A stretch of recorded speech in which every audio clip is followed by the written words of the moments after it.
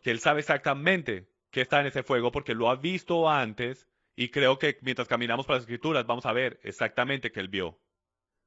La última vez en el Antiguo Testamento que esto se usó es en Osea capítulo 1, versículo 10. Y dice, pero el número de los israelitas será como la arena del mar, que no se puede medir ni contar. Y sucederá que en el lugar donde se les dice, no sois mi pueblo, se les dirá, sois hijos del Dios viviente. ¿Escucharon eso? Se les dijo, no sois mi pueblo. Y en ese mismo lugar se les va a decir hijos del Dios viviente. Entonces, lo que hemos descubierto en este último versículo, en el Antiguo Testamento que habla sobre los hijos de Dios, es que tienes gente paradas en un punto, y en este punto donde Él se divorcia de ellos, en este mismo punto, miles de años en el futuro, Él los va a llamar hijos del Dios viviente. Ahora, si en miles de años en el futuro sabemos cuándo este tiempo es en la resurrección. En la resurrección, cuando trae su gente de nuevo a la tierra, serán llamados hijos del Dios viviente. Ahora, esta es la pregunta. En ese punto, ¿qué son? Son glorificados cuerpos, son cuerpos glorificados. Ya no son humanos, son en manera angelicales, son hijos de Dios, son nacidos de los cielos. Entonces, todas las escrituras que se encuentran en el Antiguo Testamento o nos da una pista fuerte o nos dice directamente que estos son ángeles llamados hijos de Dios. ¿Ok? Ahora, y en todos los casos con excepción de uno, y estoy siendo bien conservativo aquí, en todos los casos en el Antiguo Testamento con excepción de uno, el término hijos de Dios se refiere a ángeles. Y yo hasta creo que la última escritura puede ser, le puedes hacer un buen caso de que también se estaba refiriendo a ángeles, o por lo menos cuerpos glorificados después de la resurrección. Y ahora movámonos al Nuevo Testamento y otra vez, cojamos más contexto. La Biblia entera la vamos a usar para contexto, para descubrir qué este término, hijos de Dios, en verdad qué dice y en verdad qué es lo que significa. Creyentes son llamados hijos de Dios en el sentido espiritual porque son nacidos de nuevo de Yahweh, nacidos de nuevo. Por la sangre de Yeshua, de parte de Yahweh, son nacidos de nuevo. Entonces, desde esa perspectiva, son hijos de Dios. Adán también era un hijo de Dios porque su originación era de Dios, pero sus descendientes eran hijos de Adán. ¿Sí ven? Sus descendientes físicos de Adán eran llamados los hijos de Adán, pero Adán en sí era un hijo de Dios porque vino directamente de Yahweh. Lo que es increíble para mí es que todo el Antiguo Testamento habla de los hijos de Dios desde una perspectiva angelical. Esos criaturas que no son humanos. Eran ángeles designados a servir a Dios, los cuales eran llamados hijos de Dios. Pero esos de nosotros que somos encontrados en el Nuevo Testamento después de Yeshua, Jesús el Mesías, muere en la cruz. Lo que pasa ahora es que tenemos la habilidad de nacer de los cielos. Nuestros cuerpos físicos no son hijos de Dios. No somos hijos de Dios por ninguna clase de fisicalidad, medida o cualquier cosa. Eso no es la que las escrituras están hablando. Los interiores de nosotros son llamados hijos de Dios porque somos nacidos otra vez del cielo.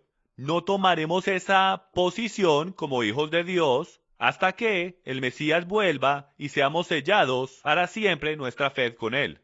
Entonces, desde la perspectiva de las Escrituras, hijos de Dios o ángeles, pero también en el Nuevo Testamento aquellos que son espirituales y creen en Yeshua, siguiendo al Dios de Abraham, Isaac y Jacob. Esos también son llamados hijos de Dios. Entonces, en toda la Biblia, ángeles, el Mesías, Adán y creyentes nacidos de nuevo son llamados hijos de Dios. Esas son las únicas definiciones que podemos coger. Es Adán, el Mesías y creyentes nacidos de nuevo son llamados hijos de Dios. Entonces, ¿cuál es? ¿Cuál de todos estos es?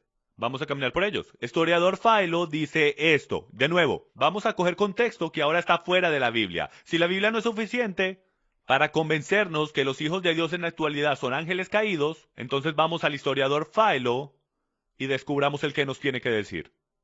Desde el primer siglo, Philo de Alejandría era un hombre profundamente religioso. Él escribió en el primer siglo un breve tratado en este mismo tema. Entonces él escribió un artículo en este tema llamado Respecto a los gigantes.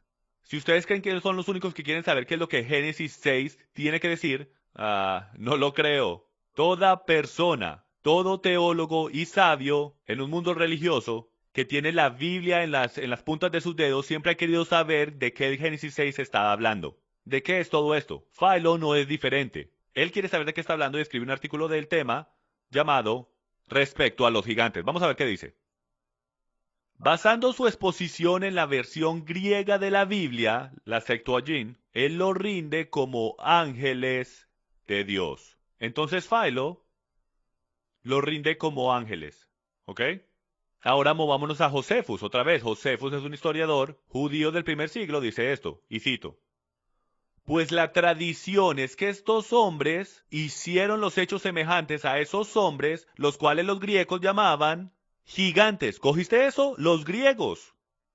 Ahora nos vamos a meter en un tema interesante aquí en un momento. Josefus llega tanto a decir que Noé se oponía a estos descendientes de los ángeles por su maldad. Josefus llegó a agregar que Noé se opuso a la descendencia de estos ángeles por su maldad.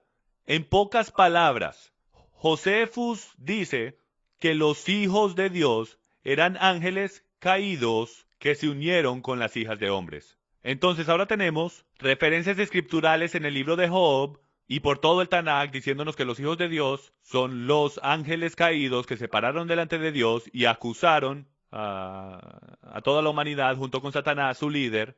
Y tenemos a Philo diciéndonos que él cree que son ángeles y tenemos a Josefus diciéndonos que él cree que son ángeles también.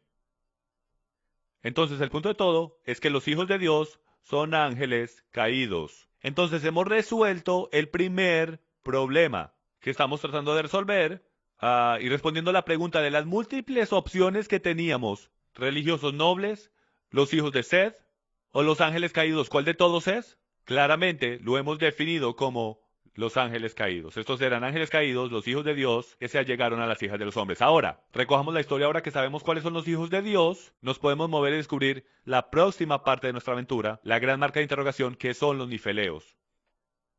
Pero a lo mejor te estás haciendo a ti mismo esta pregunta. Pero no nos dice Yeshua que los ángeles no se casan. ¿Tú no recuerdas eso? Él lo dijo. Si vamos a la pantalla podemos ver la escritura en Mateo 22, versículo 30 y dice esto. Porque en la resurrección hablando de ángeles, ni se casan ni son dados en matrimonio, sino que son como los ángeles de Dios en el cielo. Entonces cuando te mueres y la resurrección llega, y en el Nuevo Jerusalén dice que no va a haber matrimonios. Nadie es entregado en matrimonio, pero son como los ángeles de Dios en el cielo. Entonces no es esto un problema con todo lo que acabo de decir. Si los ángeles no se pueden casar, entonces ¿por qué? Es que dice que los hijos de Dios se casaron con las hijas de hombres. ¿Cómo pueden ser ángeles? ¿No es eso una contradicción? Lee cuidadosamente. Vamos a leerlo otra vez. Porque en la resurrección ni se casan, ni son dados en matrimonio, sino que son como los ángeles de Dios en el cielo. Esto menciona el momento en el tiempo de después que el Mesías regresa, y de ángeles que están en el cielo, y no menciona nada sobre los ángeles que cayeron a la tierra. Si ves, después que estás adentro del cielo, después que estás en la corte del Todopoderoso, yo te puedo asegurar que juegas bajo sus reglas. Si ven, cuando yo estaba creciendo era muy simple como un adolescente. Si yo me quería quedar en mi casa, yo tenía que jugar bajo las reglas de mi papá. Pero si yo no quería jugar bajo las reglas de mi papá, adivina qué, me podía ir. Y después yo podía hacer mis propias reglas. Y suena muy atractivo y alabemos al Señor. Yo nunca terminé yéndome por ese camino. Pero sé que mucha gente sí lo hace. Cuando crecen y deciden, yo mejor prefiero estar afuera de las reglas de mi papá.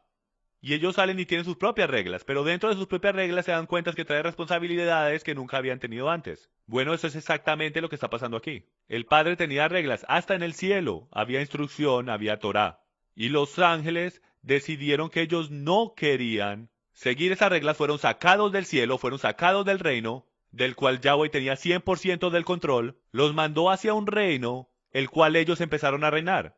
Ellos son los que ahora empezaron a hacer las reglas. Entonces, esta escritura que Yeshua está diciendo en Mateo 22 no aplica a alguien que no vive en la casa de Dios. Ellos están viviendo su propia casa, haciendo sus propias reglas, y eso es lo que vemos. Y como todas las escrituras se empiezan a unir juntas. Continuemos. Regresemos a Génesis 6, versículo 4, y ahora empecemos a leer y descubrir estas escrituras en verdad que están diciendo. En aquellos días y también después, los nifeleos estaban en la tierra, pues toda vez que los hijos de Dios se llegaban a las hijas de los humanos, y ya sabemos que son ángeles caídos, cuando los ángeles caídos se llegaban a las hijas de los hombres, les engendraban hijos. Estos, los hijos, eran los poderosos que desde la antigüedad fueron varones de renombre. La versión de la Reina Valera en actualidad dice gigantes. La palabra hebrea para gigante aquí, como vamos a descubrir en actualidad, es nifeleo. Este Strong 5303, para ustedes los que quieren buscar, los animo a que no me crean a mí en nada de esto, los animo a que lo busquen ustedes mismos, dice gigantes. En actualidad, la palabra hebrea es nifeleo. Y lo que es interesante es que dejaron la palabra hebrea nifeleo en las escrituras en muchas versiones. Ahora, aquí hay algo en una nota aparte que en verdad me molesta bastante.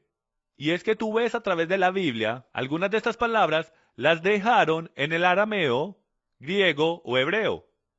Y algunas de ellas las interpretaron al español. ¿Por qué es? Que hay veces que dejan la palabra hebrea ahí, como lo ves aquí, nifeleo, porque es el nombre apropiado y significa gigante, pero con el nombre de Dios, ninguna y ni una sola vez lo dejan en su forma hebrea. El nombre más apropiado en todas las escrituras, en el universo, por ahí derecho, es traducido en nuestras Biblias como mayúscula S-E-N-O-R. No dejan el nombre de Dios en su forma original, pero sí dejamos el nombre de los gigantes en su forma original. Bueno, esa es mi pequeña queja. Volvamos otra vez a la enseñanza. Es algo que siempre me había molestado. Nifeleo significa gigante, ¿ok?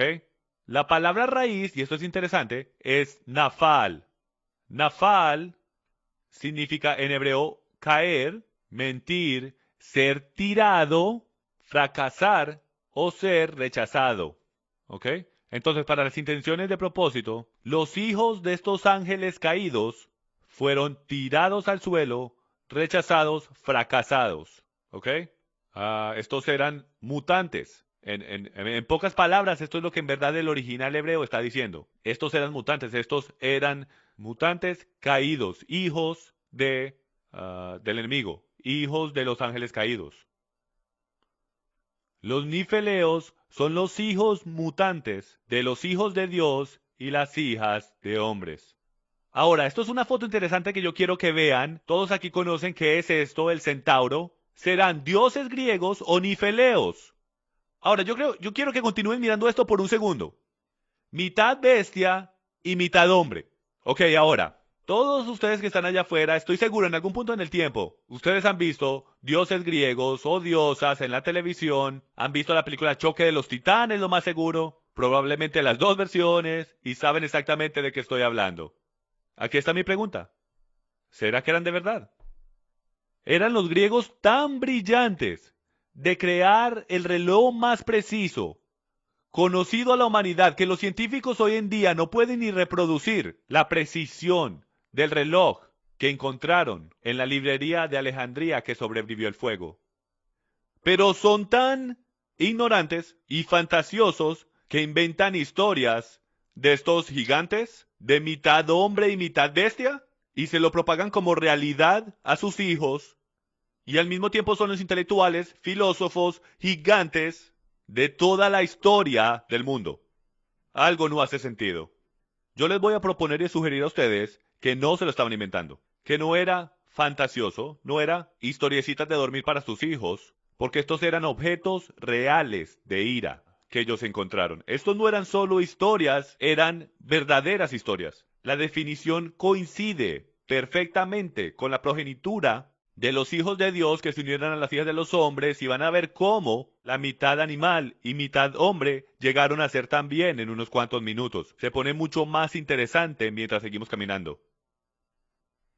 Unos cuantos nombres más para los nifeleos, para ustedes que quieran buscar más y entrar más en profundidad en este estudio. Creo que es interesante que sepan que también eran llamados Refaim, que es de la raíz Refa, que significa espíritus, sombras, ¿ok? Génesis 14:5. También eran conocidos como los Anakim, lo cual es llamado la raza de gigantes, y los descendientes de los nifeleos, los Emim, los emitas, los desertores orgullosos, los terrores o la raza de gigantes, ¿ok? También tienes los susitas, los cuales son llamados los malvados en Génesis 14:5, los samsumitas, los conspiradores de mal, de Deuteronomio 2:20, y los sofim, o los veladores, los ángeles descendientes, ¿ok? Entonces, lo que estamos descubriendo Es que hay múltiples nombres para los gigantes.